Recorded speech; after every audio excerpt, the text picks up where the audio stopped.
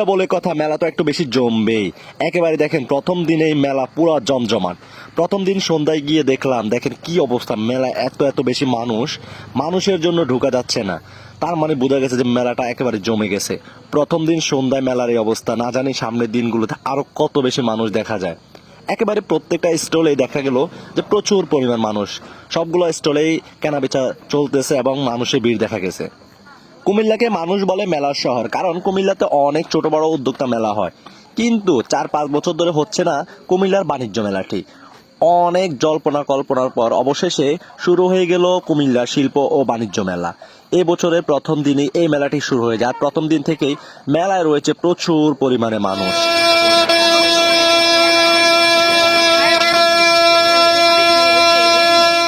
ছোট বড় সকল বয়সের মানুষ এসে আনন্দ করতেছে মেলার মধ্যে।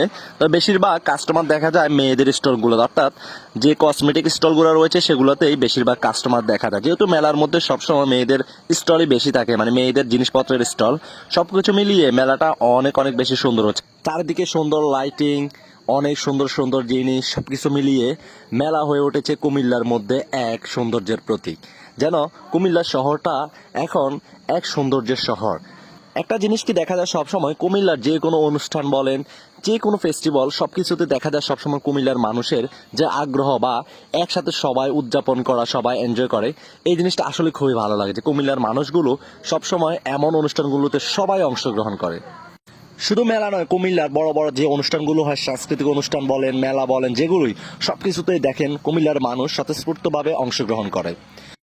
প্রত্যেকটা ভিডিওর মতো আমি এই ভিডিওতে মেলার লোকেশনটা আপনাদেরকে আবারও দিয়ে দিচ্ছি। মেলার লোকেশনটা হচ্ছে স্টেশন ক্লাব।